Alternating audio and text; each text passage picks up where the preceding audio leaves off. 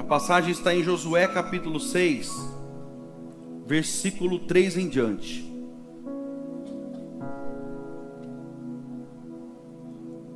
Eu vou pedir para você ficar de pé somente para a leitura, você que pode, não tiver com criança no colo, em posição de guerra. Deus vai derrubar a muralha hoje, amém?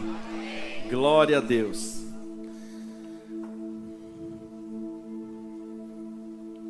Eu quero dizer para você já no início, antes da leitura, que quando você receber uma palavra de Deus aqui, uma promessa de Deus, você está guardando por ela.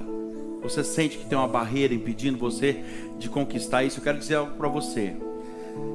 A palavra que Deus te liberou, a palavra que Deus te deu é a maior garantia que você pode ter. Porque pode passar qualquer coisa. Passa o céu, a terra, mas as minhas palavras, o Senhor diz, elas não passarão. Para alcançar a promessa que Ele te fez, pode ter certeza, se Ele te liberou uma palavra, você tem a maior garantia de todos. Amém? Josué capítulo 6, versículo 3 diz assim. Eu acho que a tradução não é essa, tá? Eu devo ter passado errado. Agora você e os soldados de Israel marcharão em volta da cidade uma vez por dia, durante 6 dias. Josué capítulo 6, versículo 3. É isso aí, glória a Deus. Perfeito. Agora você e os soldados de Israel marcharão em volta da cidade uma vez por dia, durante 6 dias.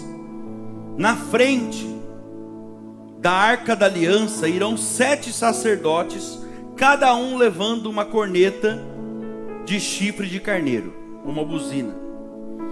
No 7º dia, você e os soldados, seus soldados, marcharão 7 vezes em volta da cidade. E os sacerdotes tocarão então as cornetas.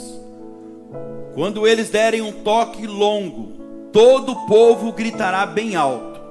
E então a muralha da cidade cairá.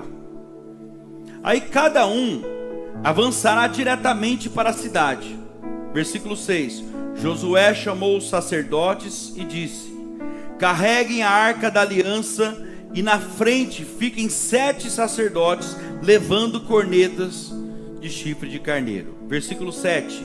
E disse ao povo: comecem a marchar em volta da cidade, e que os soldados marchem na frente da arca da aliança de Deus, o Senhor. Pule para o versículo 10 agora. Vamos resumir aqui. Mas Josué tinha dado ordem ao povo para não gritar, nem fazer barulho até que ele mandasse. Diga amém. Vou só até aqui. Coloca a mão no seu coração. Pai, em nome de Jesus, eu creio que a palavra que um dia o Senhor liberou, a promessa que o Senhor fez para esse homem, para essa mulher, ela está de pé, Senhor. Porque o Senhor não volta atrás daquilo que o Senhor fala. Mas talvez essa pessoa, ela sente que tem uma muralha, uma barreira tão grande, impossível aos olhos humanos, Pai, de cair por terra essa barreira. A promessa talvez está já diante das vistas dessa pessoa, mas ela não consegue acessar a promessa por causa dessa muralha, Pai. Mas eu quero crer que pelo poder dessa palavra hoje, essa muralha vai cair. Porque chegou um tempo dos seus filhos conquistarem aquilo que o Senhor prometeu, Pai. Pai, em nome de Jesus, abre o nosso entendimento a partir desse momento. Eu já repreendo nesse lugar toda a opressão maligna e espiritual. Porque apesar de ser a tua casa, o Senhor habitar aqui, a tua presença reinar sobre esse lugar, nós sabemos que há uma luta no mundo espiritual para que esse homem, essa mulher se disperse na hora da palavra, para que eles não entendam, Senhor, aquilo que o Senhor vai falar, aquilo que o Senhor vai ministrar através da sua palavra. Então, em nome de Jesus, demônio, eu amarro você agora, eu paraliso toda a ingerência de Satanás nessa mente, e eu te dou uma ordem: bata em retirada daqui agora, e que a partir desse momento se manifeste o poder da maravilhosa palavra de Deus, em nome de Jesus, amém. Glória a Deus. Pode sentar, por favor. Aleluia, Jesus. Glória a Deus. Eu começo aqui com o versículo 4. 7 sacerdotes levaram 7 trombetas de chifre de carneiro adiante da arca do Senhor. Preste atenção, entenda isso aqui. Aqui nessa passagem a Bíblia diz que Deus, ele convoca 7 sacerdotes para ir à frente da arca da aliança. E é engraçado porque em muitos outros lugares da Bíblia você vai perceber que sempre a arca ia na frente. Os levitas colocavam a arca no ombro, né? 2 atrás, segurando naquela vara, ó, e 2 na frente, e a arca sempre ia na frente. Mas agora, nessa ocasião específica, Deus, ele convoca 7 sacerdotes para ir na frente da arca da aliança. E os levitas então vinham atrás, trazendo a arca nos ombros. Mas 7 sacerdotes, aqui me chamou a atenção, 7 sacerdotes. Por que logo nessa ocasião Deus pede para 7 sacerdotes que normalmente iam atrás da arca, agora ele pede para que eles estejam à frente da arca? Eu quero dizer algo para você, igreja. As estratégias, quando são de Deus, elas sempre terão uma ordem estabelecida. As estratégias, quando é de Deus, a vitória é certa e sempre terá uma ordem estabelecida pelo próprio Deus. Ou seja, para cada coisa Deus exige um tipo de organização. Para cada batalha que você enfrenta, para cada conquista que você alcança, Deus tem um tipo de organização diferente. E eu vou falar para você, Deus, ele é organizado mesmo, viu? Sempre quando Deus quer fazer algo grande, Ele trabalha em cima de uma preparação antes. Deus, ele não age aonde não tem organização. Eu vou repetir porque tem alguém aqui que talvez você precise ouvir isso. Deus às vezes quer trabalhar, mas ele não consegue. Não é que ele não consegue porque não tem poder para isso, é porque a forma que ele estabeleceu de trabalhar. Deus, ele não age enquanto não existe organização. Organização, preparação. Sempre que Deus vai fazer algo grande, ele vai exigir organização da nossa parte. Numa certa ocasião, os irmãos conhecem a passagem onde Jesus, ele alimenta 5.000 homens, fora mulheres e crianças. Então você põe mais 5 de cada aí, porque mulheres e crianças não eram contadas naquela época. Então você põe aí mais ou menos 15.000 pessoas.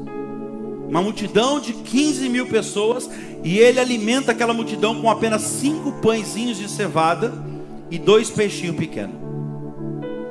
Mas antes de Jesus fazer aquele grande milagre da multiplicação, pense nisso, foi um grande milagre, sim ou não?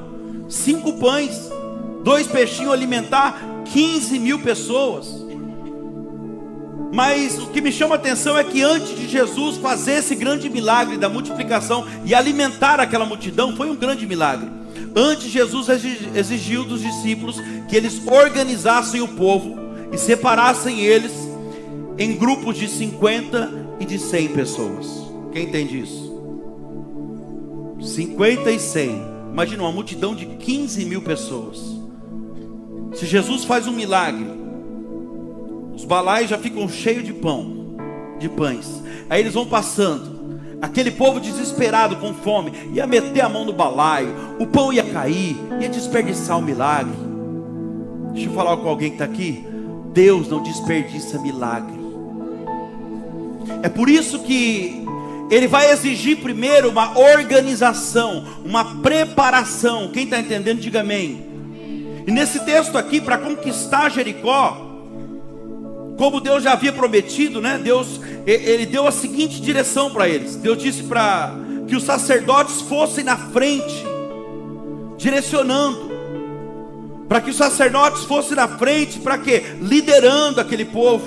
E o mais importante, guiando a arca, conduzindo a presença de Deus.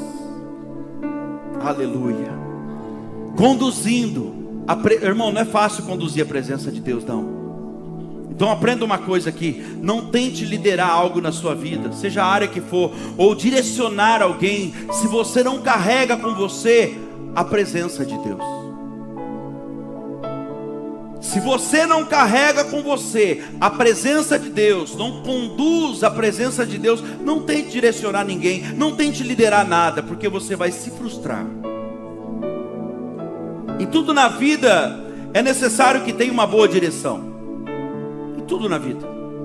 Porque a Bíblia diz que quando não se tem sábia direção ou boa direção, há destruição. Provérbios 11, versículo 4, vai dizer que quando não há sábia direção, o povo perece, o povo cai. E nós podemos ver isso claramente aí no país que a gente vive. Sim ou não? Provérbios capítulo 11, versículo 14 diz isso. Quando não há sábia direção, o povo perece, a destruição. A destruição. Então entenda uma coisa, a liderança não é algo que o homem inventou. Eu queria que você colocasse isso no teu coração. Eu já vou entrar na mensagem aqui, mas você precisa entender isso. Liderança não é algo que foi inventada por homens. Deus estabeleceu líderes em todas as coisas nessa vida. Deus estabeleceu líderes nas nações, sim ou não? Nas cidades, nos municípios, nos estados, cidades, nas empresas. Deus estabeleceu liderança em todos os lugares, nas instituições, na igreja. E por que Deus estabeleceu liderança em tudo, Danilo? Porque se não houver sábia direção, o negócio dá errado. Você percebe que até para o mal tem que ter sábia direção, até facção tem liderança, meu irmão. É assim ou não é? É, e não pense, o inferno tem uma liderança que se reúne toda manhã, armando estratégias, situações, para que você não acesse a promessa que Deus te fez. Porque eles sabem, muito mais do que muito crente, que quando não há sábia direção, está errado. E vai dizer aqui no versículo 4, ó, na frente da arca da aliança irão 7 sacerdotes, diga comigo, sacerdote, cada um levando uma corneta de chifre de carneiro. Meu Deus. Então nós precisamos entender uma coisa aqui. A estratégia de Deus para que você alcance a vitória, ou seja, sempre vai incluir uma coisa: sacerdote na frente. Sempre vai incluir alguém que lidera, que direciona. Claro que com temor, com sabedoria e com obediência. Quem entende isso, diga amém. Então o nosso país está vivendo uma grande crise em todos os sentidos. E principalmente, já que nós estamos aqui, nós vamos falar de nós. Deixa esse povo para lá. Amém? Há uma crise estabelecida no nosso país, mas principalmente no mundo ministerial, dentro das igrejas. Por que você fala isso, pastor Danilo? Porque grande parte dos pastores, irmão, estão desacreditados. Desacreditados. Olha, líderes de todas as religiões estão envolvidos hoje em escândalo. Você vê isso. E não só no mundo evangélico não, todas as religiões. Os líderes das religiões estão envolvidos com um monte de coisa errada. E Satanás, quer saber? Ele está dando risada de tudo isso. Muitas pessoas já nem querem mais ser aconselhadas por sacerdotes, por padres, por pastores. Por quê, pastor? Porque já não dão crédito para essas pessoas. É muito forte isso que eu estou falando para você. Sabe por que as pessoas já não dão crédito em quem deveria dar? Porque a maioria dos líderes pregam aquilo que não vive. Vou repetir, a maioria, não estou generalizando, mas a grande parte da maioria prega aquilo que não vive. Passam uma imagem diante do altar como se fosse um vice-deus, como se fosse a quarta pessoa da Trindade. Uma santidade completa. Está pregando e fala: você precisa disso, você tem que fazer aquilo. Nunca nós, nunca nós. Passa uma imagem como se a roupa fosse totalmente branca, sabe? Vou falar uma coisa para você: um vestido branco de uma noiva, um pontinho preto nele vira um escândalo. Sim ou não? É o que tem acontecido. Porque a pessoa que está aqui em cima pregando, seja ela quem for, ela também é falha. Ela também tem seus erros. O problema é quando passa uma imagem totalmente diferente daquilo que é. Aí a hora que aparece alguma coisa vira um escândalo. É por isso que eu faço questão de falar para os irmãos: ó, o vestido aqui é todo malhado. Cada dia uma luta tentando ser melhor. A cada dia na presença de Deus tem um monte de defeito. É que você não convive comigo. Se você conviver, você ia saber o que eu estou falando. Quer conhecer, eu não vem perguntar para mim não. Eu pergunto para minha esposa lá, ó. Porque falar bem de mim é fácil, né? Quer saber? É perguntar para as pessoas que convivem. Amém? Então muitos pastores hoje se enquadram, né, naquele ditado conhecido que diz assim: faz aquilo que eu falo, mas não faz o que eu faço. E quer saber? Deus não está nesse negócio. Deus não está nisso.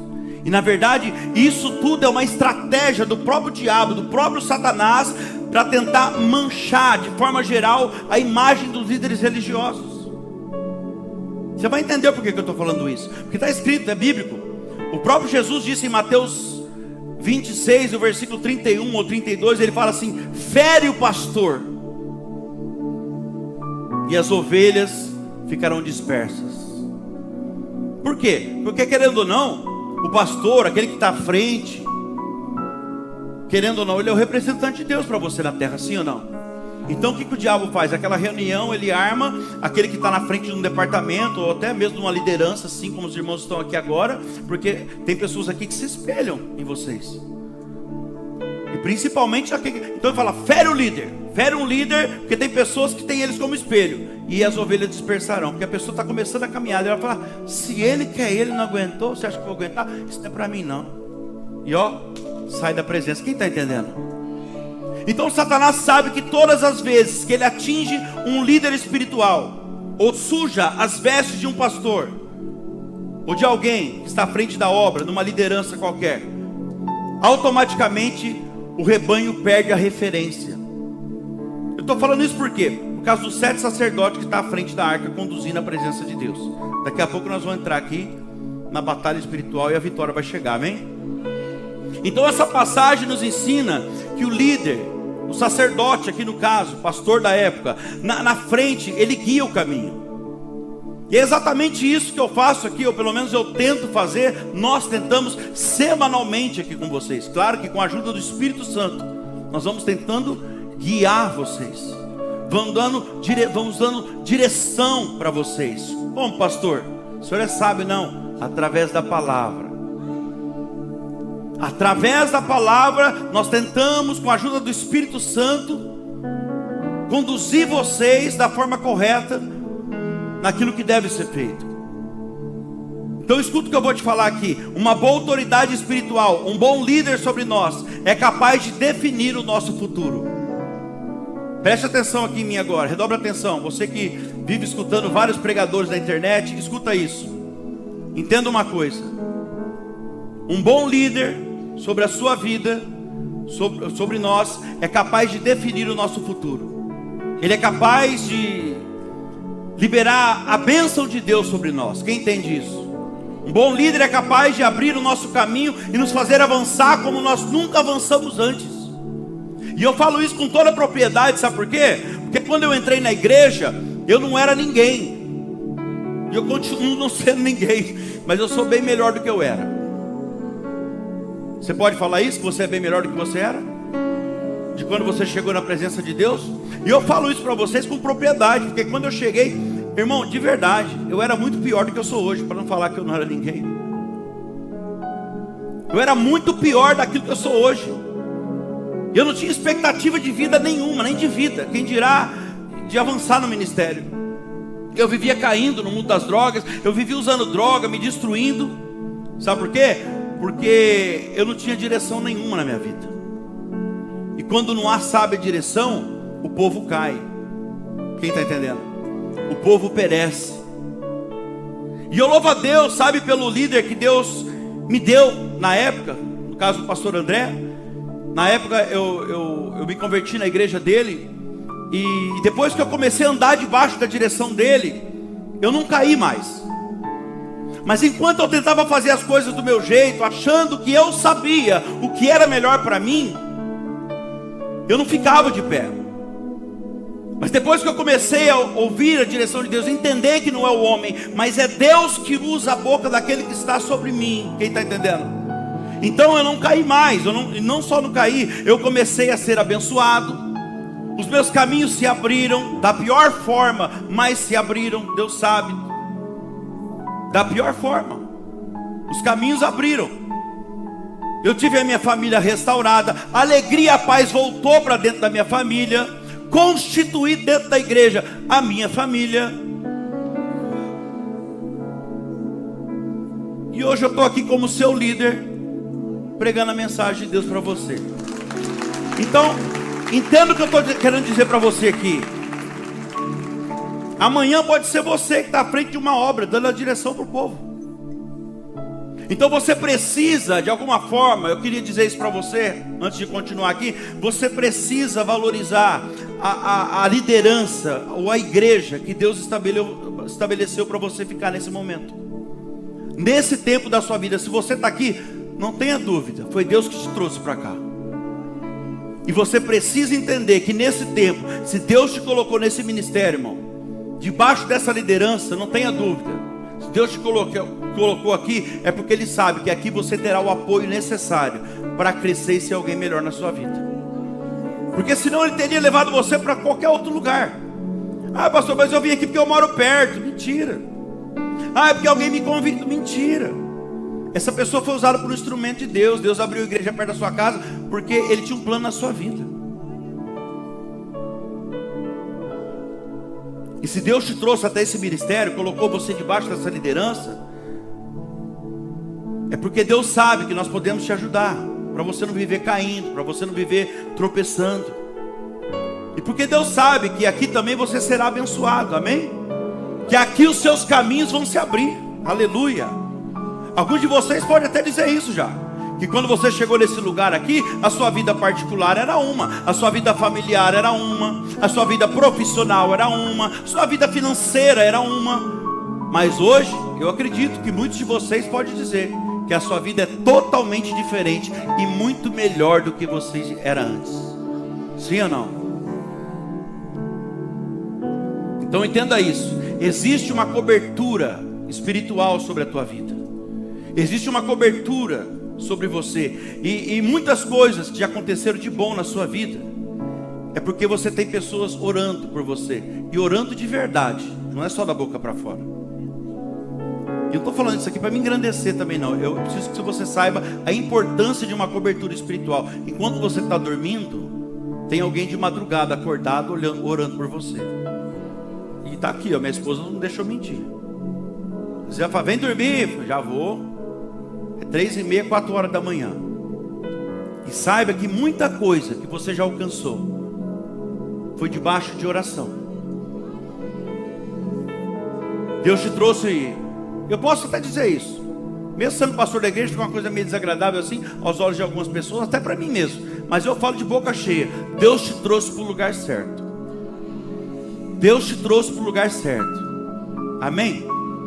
Sabe por que trouxe? Eu tenho certeza disso, irmão. Porque aqui você tem pastores que não quer controlar a sua vida. Muito você vê aí fora hoje, os pastores querem controlar a vida das pessoas. Aqui você tem pastor que não vai controlar a sua vida. Pastor que não quer tomar decisão por você. Porque até isso hoje ele quer fazer. Os pastores que decidem a vida da pessoa. Aqui você tem pastor que não vai ficar explorando você financeiramente na hora da oferta, né? Porque tem lugar que você vai, é outra pregação na hora da oferta. E aqui você chega na hora da oferta, tem gente que até assusta. É 40 segundos de oração e tudo. Se passar disso também demorou. Aqui você tem pastores que pregam a verdade para você. Diga glória a Deus. Que não fica falando somente aquilo que agrada você, o que você quer ouvir, mas pelo contrário, através da palavra te confronta. Não, melhor, confronta o seu pecado através da palavra de Deus. Pessoas que não estão preocupadas, nem um pingo preocupado se vai gostar ou não da mensagem, porque nós estamos aqui, porque nós queremos agradar a Deus e falar aquilo que Deus manda falar. E tem gente que ainda fala: vou sair da igreja. Vai sair por quê? Porque ouviu a verdade? Pode sair, porque aqui o que prevalece é a verdade. Você pode dar glória a Deus, pode fazer parte dessa família aqui, ó. Você pode dar glória a Deus todos os dias por fazer parte dessa família aqui. Diga assim: família Leão de Judá. Olha aqui para mim, que se você quer crescer, mudar de vida, se tornar uma pessoa melhor a cada dia, você está no lugar certo. Porque aqui você vai crescer, aqui você vai ter uma vida restaurada, você vai constituir família aqui se não tem ainda. Você pode ter certeza, vai desenvolver um chamado ministerial, porque até isso aqui a gente é diferente. A gente não tem ciúme de ninguém, não tem ciúme de ver pessoas crescer. Tem igreja aí que você vai, o pastor fica assim, ó, cresce, mas não cresce mais que eu não, hein? Vigie, te corta a cabeça. É assim ou não é? Aqui a gente não tem esse tipo de visão. A gente quer ver as pessoas crescer até mais do que nós. E um bom líder se resume a isso. Eu me sinto um bom líder, mas não é para me gabar. Porque um bom líder é aquele que quando ele não está, a obra continua funcionando sozinha. É sinal que ele levantou pessoas certas, treinou pessoas da forma correta. E quando a gente sai para descansar, a gente fica tranquilo, em paz. Amém? Porque acontece tudo da mesma forma. Deus usa, milagre acontece. Diga glória a Deus. Então agradeça a Deus pelo lugar que Ele plantou você nesse tempo. Porque infelizmente, igreja, hoje em dia o que mais se vê por aí é liderança distorcida, liderança doente, vamos dizer assim. O que mais se vê hoje é alguns pastores que estão pensando que a igreja é propriedade deles. Eu estou abrindo os olhos de algumas pessoas aqui. Hoje os pastores acham que a igreja é a empresa deles. Ou melhor, às vezes alguns acham que até a fazenda deles, né? Que as ovelhas são deles e não de Deus. Vou falar uma coisa para você que quebrar um paradigma. Deus nunca dá igreja para pastores. Deus dá pastores para as igrejas. Vou repetir: Deus nunca dá igreja para pastor. Deus dá pastores para a igreja. Deus dá pastores para as igrejas, para quê? Para que eles cuidem das ovelhas. Mas cuidar mesmo. Não é para dominar, para controlar elas, sabe? Exigir algo delas, não. E vou falar mais. Vocês não são dos pastores. Os pastores são de vocês. Nós pastores somos de vocês. O chamado é nosso, a nossa obrigação é essa. Então por esse motivo você deve entender que a liderança que vocês têm, que no caso aqui somos nós, essa liderança aqui foi estabelecida pelo próprio Deus na sua vida. Diga glória a Deus. Foi Deus que trouxe você para cá. Não tenha dúvida disso. E através dessa liderança aqui, ó, que Deus, Ele já deu a direção, muitas direções e decisões que você deveria tomar, sim ou não? Então cuidado para que você não fique seguindo outros pastores para tomar decisões pela internet, viu? Por que eu estou falando isso para você? Para cuidar da sua alma. Se Deus estabeleceu você no lugar, eu estou falando isso para você porque eu atendi uma pessoa umas semanas atrás. O que aconteceu? Acabou, está com a vida destruída, está com a vida arrebentada. Por quê? Porque foi tomar decisão em cima de uma pregação que escutou na internet. Se Deus, você pode escutar quantas você quiser, irmão. Pode escutar pregação o dia inteiro, é maravilhoso, é bom isso. Mas cuidado com quem você está ouvindo. Se Deus estabeleceu você num lugar, debaixo de uma liderança, as decisões, escolhas que você vai fazer na sua vida, é ali que Deus vai falar com você. Você pode escutar pregação para você conhecer a palavra, para você conhecer o pastor, mas decisão é aqui. Chega mais cedo, põe teu joelho na cadeira, porque Deus estabeleceu uma liderança certa para falar com você. Chega mais cedo, põe o joelho no chão, fala: Senhor, aquela causa, essa porta, eu entro ou não entro, eu faço ou não faço, qual que é a decisão que eu devo tomar? Me responde hoje, e a palavra vai vir, e Deus vai te responder. Quem está entendendo, diga amém. Então vamos correr aqui. Entenda só o que a palavra está dizendo aqui. Para conquistar a terra, ou aquilo que Ele te prometeu, aquilo que Deus disse que te daria, sacerdote na frente. Não sabe o que fazer?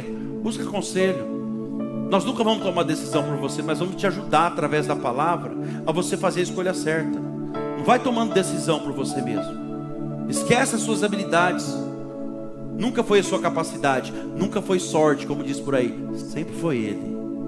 Amém? Josué capítulo 6, versículo 4 novamente. 7 sacerdotes levarão, agora aqui ó, 7 buzinas de chifre de carneiro. Vamos entender o porquê que esse texto especifica o material da buzina. Isso aqui é a primeira revelação que eu quero compartilhar com vocês aqui. A Bíblia cita 3 tipos de buzinas que eram usadas no meio do povo de Deus, no meio do povo de Israel. Era a buzina de prata, a buzina de ouro e a buzina de chifre de carneiro. Esses 3 materiais, essas 3 buzinas diferentes eram usadas no meio do povo de Deus. Primeiro, a buzina de prata. Essa buzina de prata, ela só era usada para convocar o povo para uma guerra, para uma batalha. Sempre que os inimigos se aproximavam da cidade ou do acampamento onde eles estavam, o rei mandava tocar imediatamente a buzina de prata. E quando tocavam a buzina de prata, redobra atenção aqui, quando tocava a buzina de prata, imediatamente todas as pessoas que faziam parte do exército paravam aquilo que estava fazendo e corria para o lugar combinado. Eles se reuniam ali. Então entenda uma coisa, aqui é a primeira revelação dessa palavra. Se Deus mandou Israel cercar a cidade de Jericó, que Ele já havia prometido que ia dar Jericó para eles, e mandou eles cercar essa cidade com buzina de chifre de carneiro e não de prata, aqui eu já vejo o seguinte: Deus estava dizendo para o povo, e estava falando para o povo, o mesmo está falando para alguém que está aqui hoje: não precisa se preocupar, pode ficar tranquilo, porque não haverá guerra.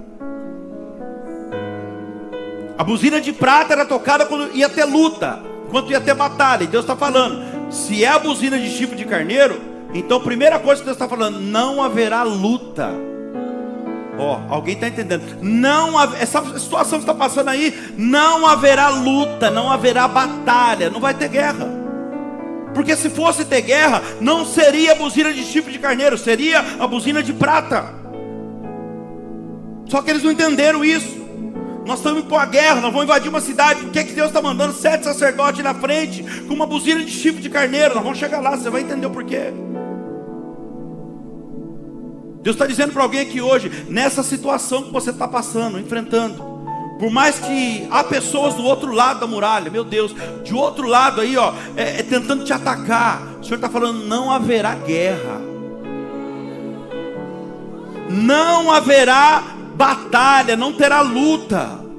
Não, eu vou clarear, você não vai ter que brigar com ninguém.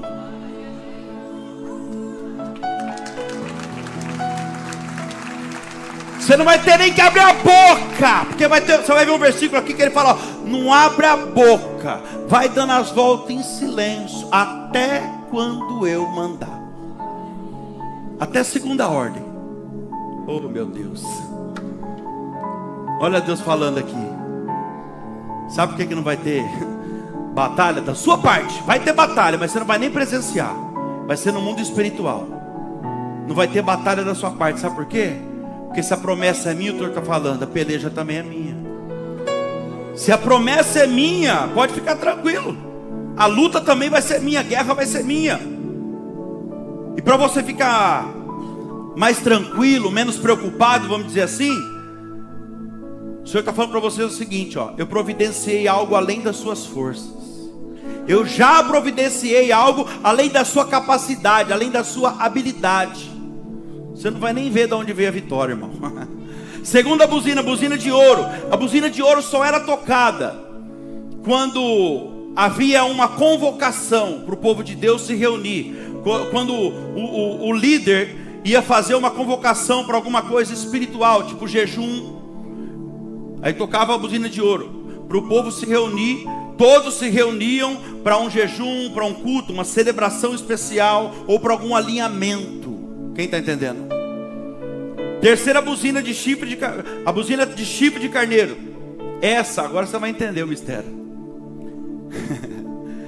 Essa só era tocada somente em dias de festas e comemoração. A buzina de chifre de carneiro só era tocada em dia de festa, de conquista e de comemoração. Então presta atenção nisso aqui, irmão. Deus manda o povo cercar a cidade de Jericó. O rei de Jericó manda fechar os portões da cidade. Tem um exército armado, ó, um exército armado do lado de dentro da cidade, prontinho para guerrear. E Deus agora manda o povo pegar a buzina de chifre de carneiro que usava em festa de comemoração. Sabe o que Deus estava dizendo aqui? O mesmo que está dizendo para alguém que está aqui hoje, que você veio buscar uma resposta. A situação pode até parecer de guerra, meu Deus, pode até parecer de luta, de batalha, mas se eu mandei, se a revelação hoje é: pega a buzina de chifre de carneiro, é porque eu estou dizendo: pode comemorar, pode se preparar para a festa, porque a vitória é certa, irmão. Pega a buzininha de chifre de carneiro aí, ó. É o que Deus está mandando hoje. Pode começar a comemorar a vitória. É isso que Deus está falando através dessa palavra aqui, ó.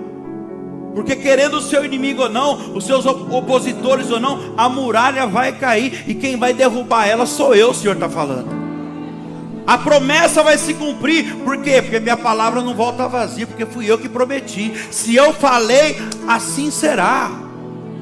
Porventura diria Deus alguma coisa e não cumpriria?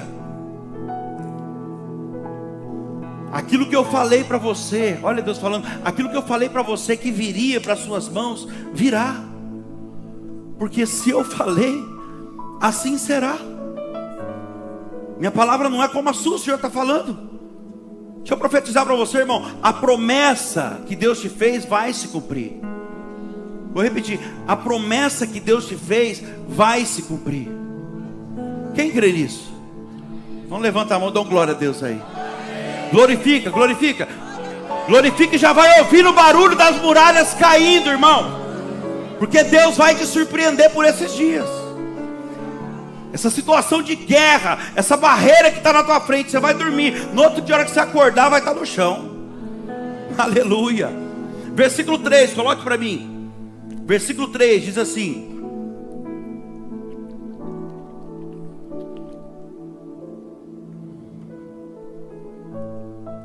e agora, você e os soldados israelitas marcharão em volta da cidade uma vez por dia, durante 6 dias. Pega isso aqui. Diga assim comigo: rodear a cidade uma vez por dia, durante 6 dias. Entenda uma coisa: Deus, Ele age sempre no tempo que Ele determina. Tem batalhas que duram um dia, tem batalhas que duram 6, tem batalhas que duram 7.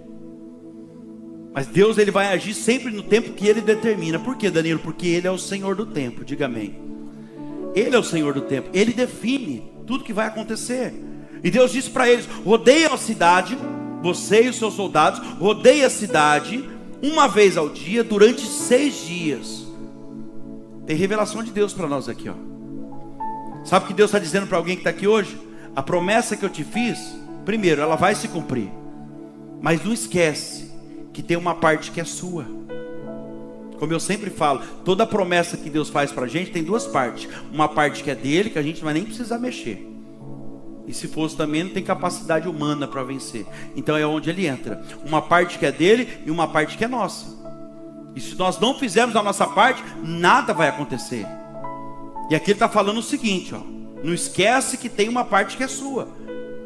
Eu já te dei uma direção, meu Deus, do que deve ser feito,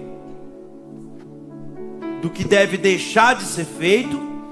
Agora, o que ele fala para você? Vai obedecendo. A direção já foi dada.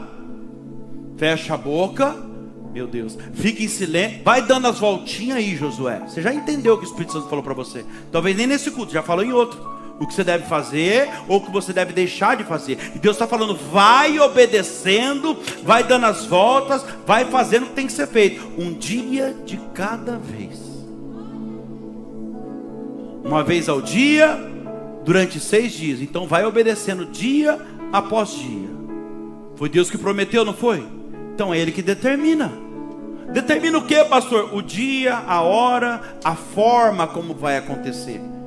Que muitas vezes a gente quer determinar até a forma que vai acontecer. Senhor, eu queria que o Senhor fizesse, mas eu queria que o Senhor fizesse assim, assim, assim. Pois é, eu vou fazer, mas vai ser do meu jeito. Vai ser do meu jeito. Versículo 10. Mas Josué tinha dado ordem ao povo, para não gritar. Tem gente que está gritando demais. Você está achando que é o tom da voz que vai te dar a vitória. Só vai piorar. Mas Josué tinha dado ordem ao povo para não gritar, nem fazer barulho algum. Nem, que eu entendo aqui, nem fazer barulho, Daniel, nem fazer barulho algum. Nem pegar o celular e mandar mensagem. Nem ligar para Mica e contar o que está acontecendo. Nem isso, ele está falando, não faça barulho algum, até que ele mandasse. Pega essa revelação para a tua vida e tenha muito cuidado com ela. O que eu entendo aqui? Tem batalhas, irmão, que a gente enfrenta na vida e que a gente só vai vencer se for com a boca fechada. Tem batalha que a gente vai enfrentar na vida, mas a gente só vai vencer se for com a boca fechada e na comunhão com Deus, e de preferência na madrugada. Ai, pastor, você é religioso. Eu? Nem de religioso eu gosto. E nem de religião. A madrugada, meu irmão, eu vivo a madrugada. Se eu estou vivo hoje é por causa da madrugada. Vou falar uma coisa para você, há um mistério de Deus com a madrugada.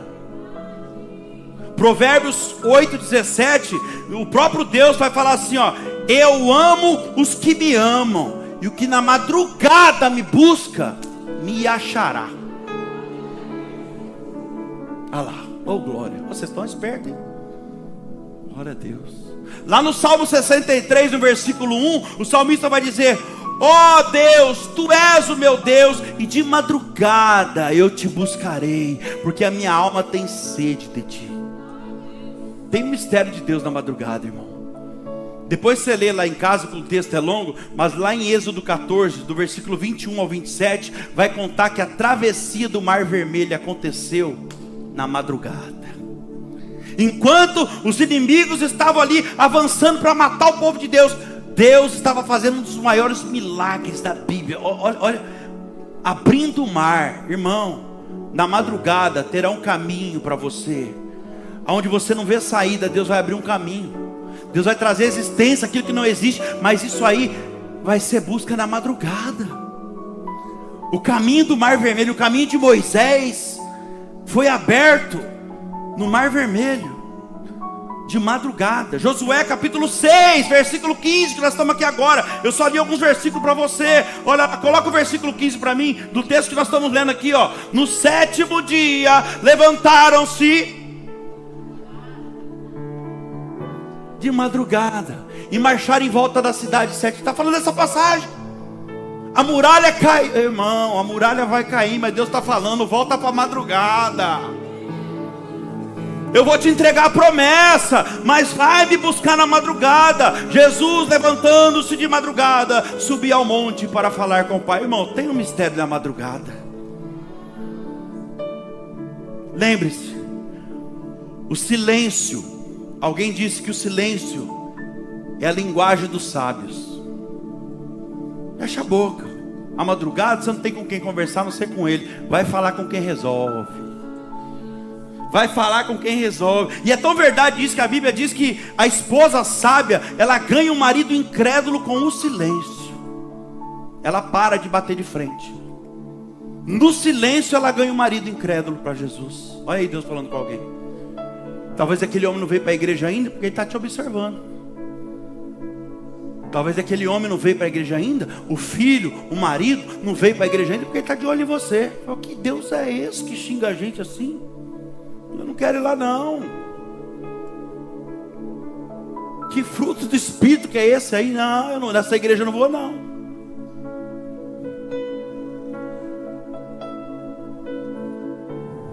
Quem está entendendo, diga amém. Meu Deus, vocês estão aí? Vocês me amam ainda? Glória a Deus. Então escuta o que eu vou te falar aqui. Já estou encaminhando para o final.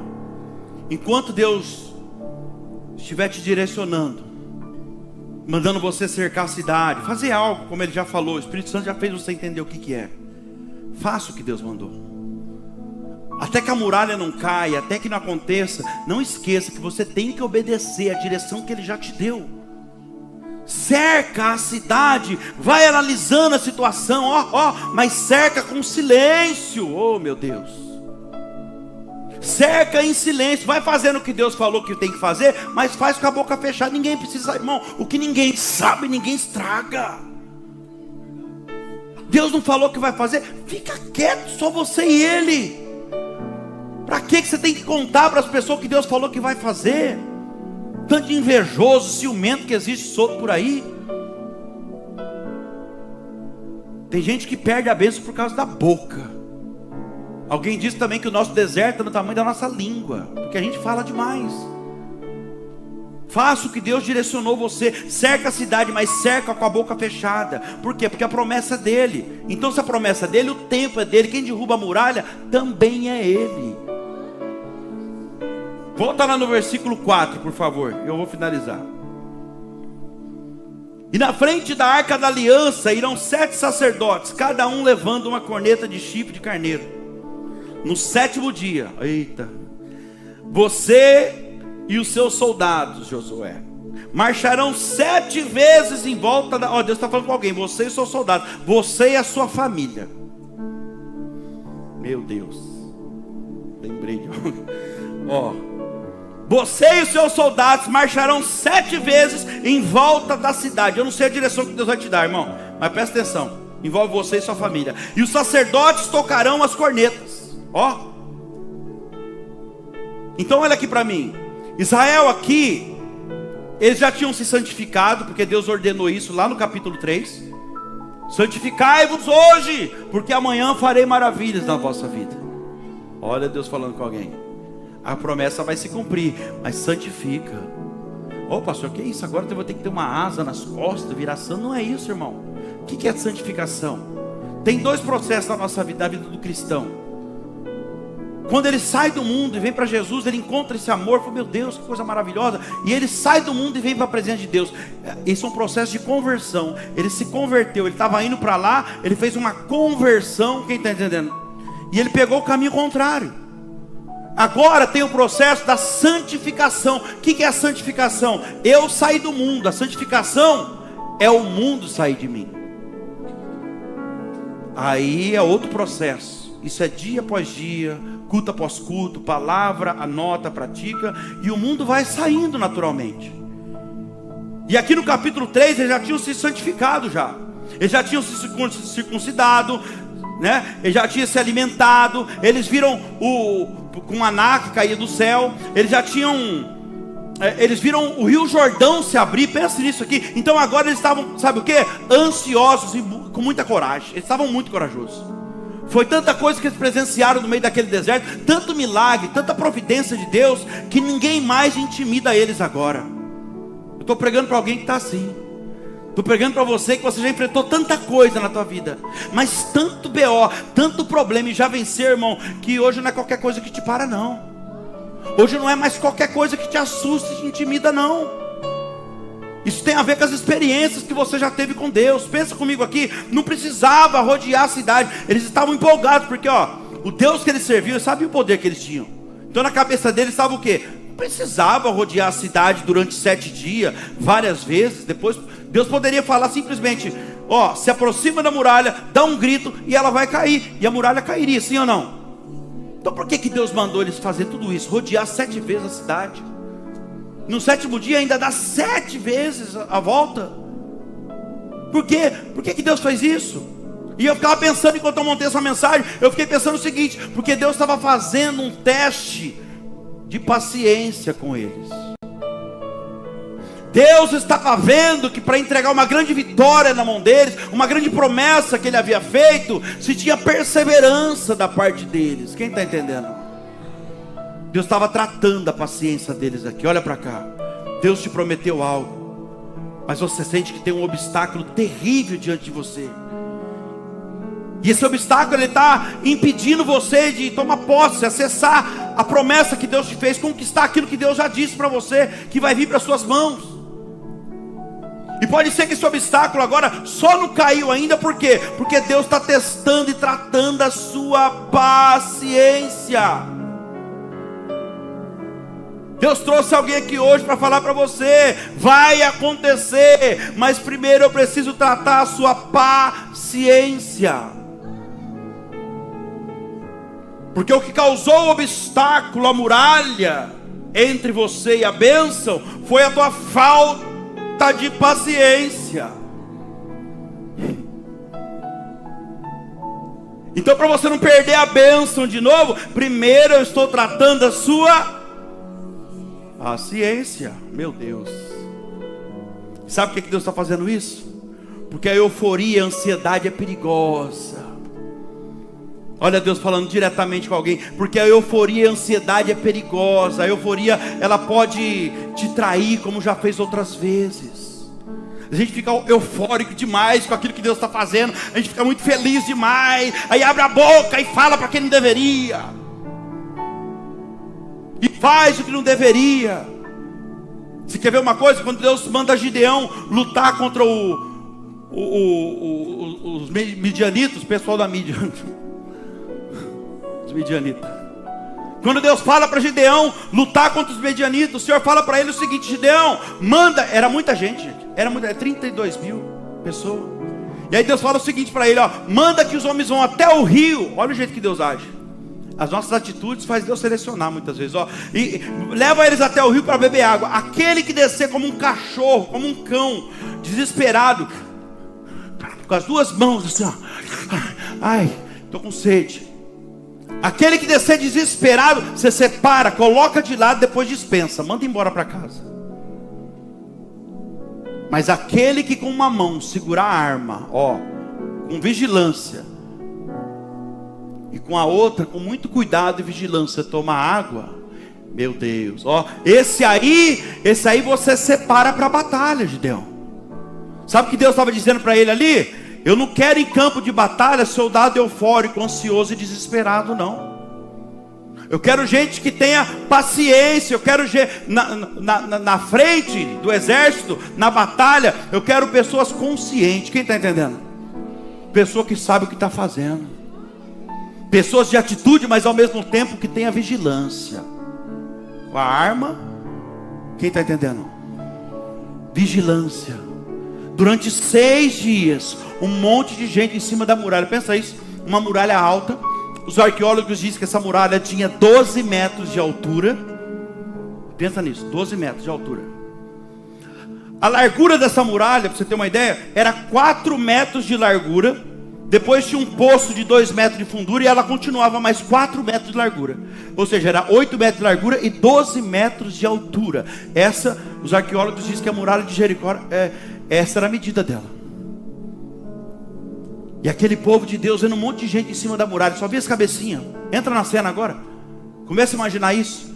E vendo aquele povo vendo um monte de hebreu lá embaixo, o povo de Deus cercando a cidade. E o pior, em silêncio, sem fazer barulho, sem ameaçar ninguém. Aquele povo, irmão, o povo de Jericó deve ter pensado: esse povo de Deus é louco mesmo. Só pode ser louco. Cadê aquela fama que chegou deles aqui? Que eles vão para cima, que ninguém ganha deles e que ninguém vence eles. Mas nem ameaçar eles ameaçam, ó, homem e mulher de Deus, presta atenção, ó, nem ameaçar, nem provocar eles provocam. Não bate de frente. Quem está entendendo? Irmão, quem é de Deus não precisa provar nada para ninguém. Quem sabe que Deus está com ele na hora da batalha, não precisa provocar, não precisa bater de frente, não precisa mandar mensagem subliminar, indiretinha no Instagram. Quem sabe que Deus está ali, irmão, com ele. Tem que descansar o coração. Quem é de Deus tem a consciência que por maior que seja a afronta, por maior que seja a batalha, a guerra, quem vence a luta é Deus. Não é a força do nosso braço, não é o volume da voz. Quem é de Deus não precisa provar nada para ninguém. Aleluia. Deixa eu finalizar. Agora Deus fala para eles o seguinte. Deixa eu tomar uma água aqui.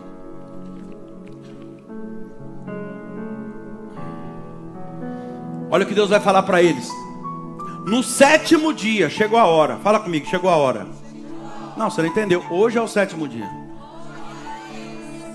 É agora. Mas fique quieto, silêncio. No 7º dia, vocês vão cercar a cidade, rodear ela 7 vezes. Por que isso? É como se Deus falasse assim, porque nos 6 primeiros dias, eu só estava treinando vocês.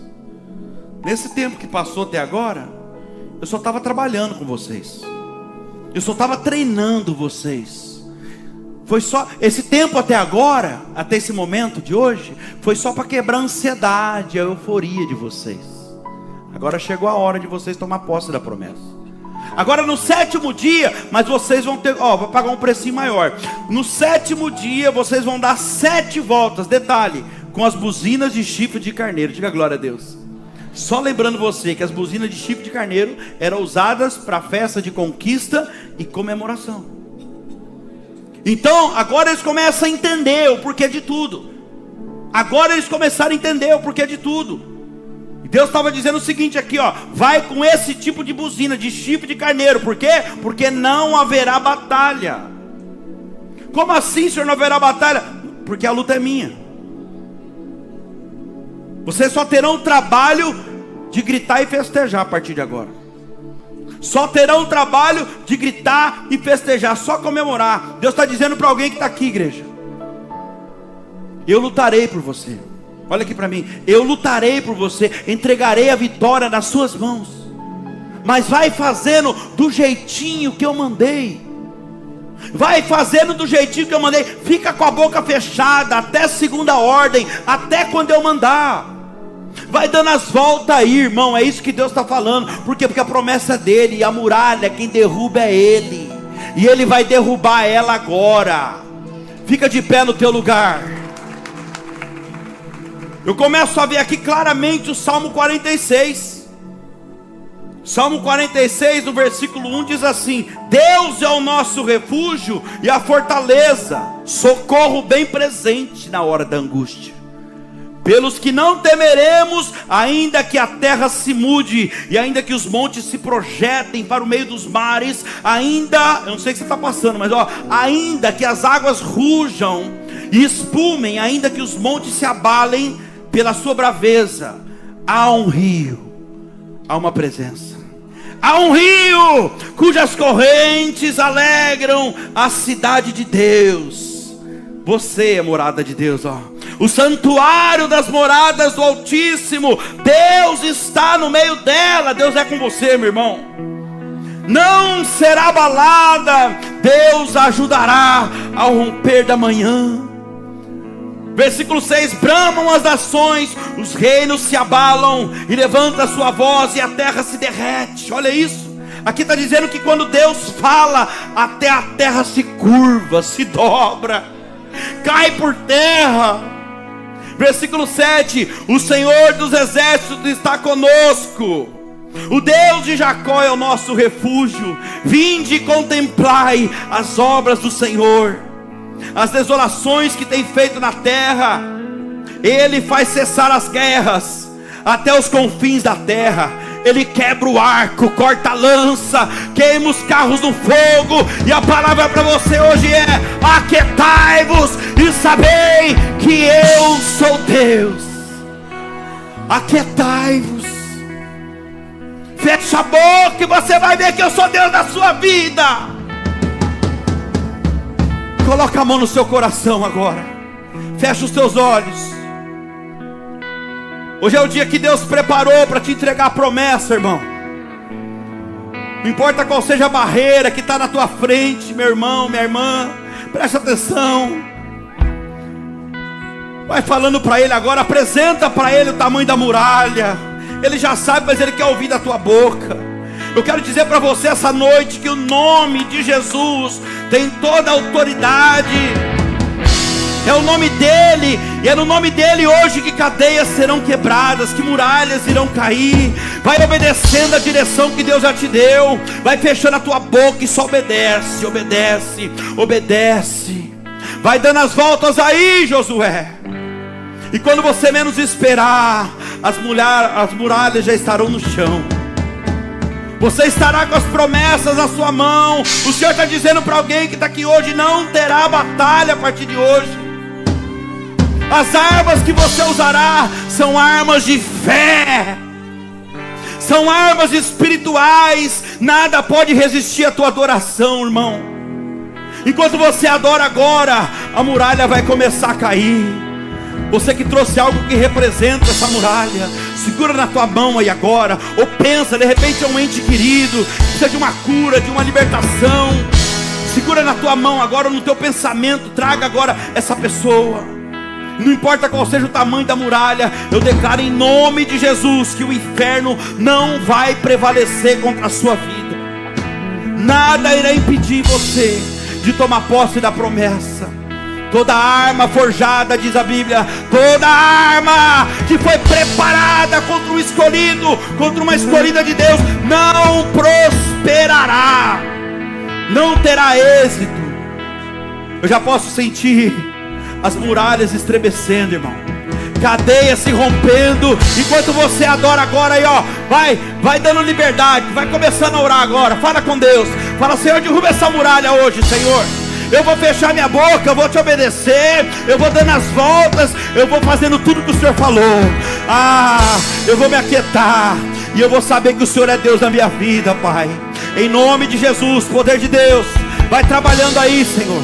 Eu vou deixar você orar agora, e depois do louvor eu vou orar para você, porque Deus habita no meio dos louvores. Faça a sua oração agora, faça desse louvor a tua oração.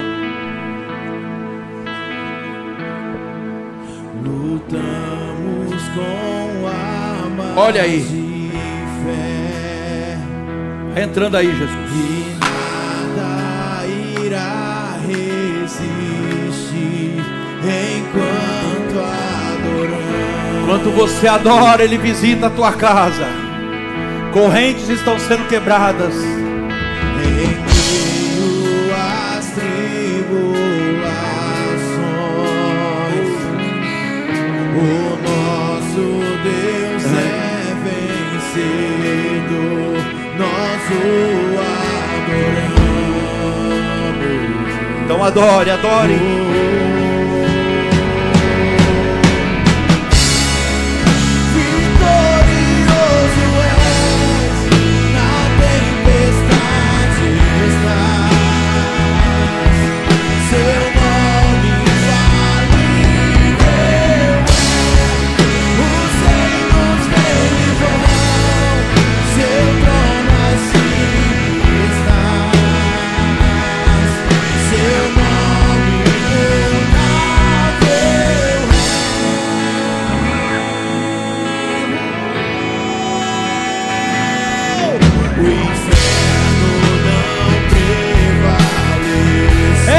Glória. E nada irá me impedir de eu te adorarei.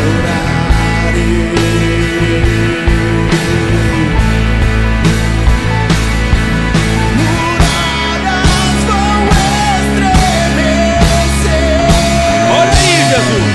Cadeias irão se romper enquanto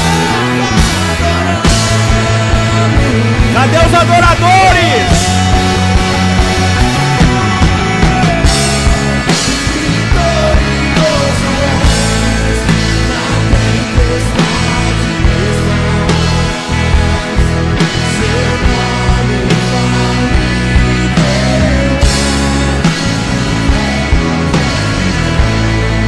seu trono acima estás. Seu nome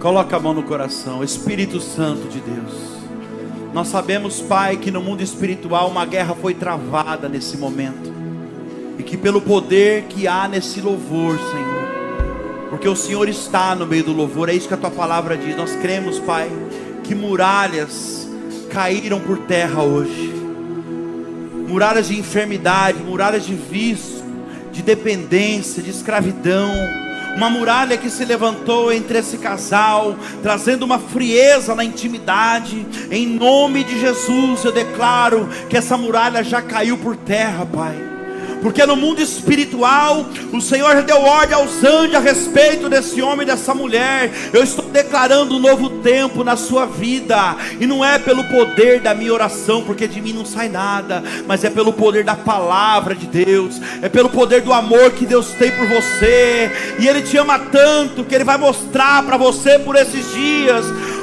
o poder que Ele tem. Continua dando as voltas, vai obedecendo, fecha a tua boca e creia que algo de Deus está acontecendo aqui essa noite. Pai, eu ministro um grande milagre. Eu ministro, Senhor, que a promessa, aquilo que o Senhor prometeu para o teu filho e para a tua filha, já é deles por direito conquistado, Pai, porque se o Senhor falou, assim será.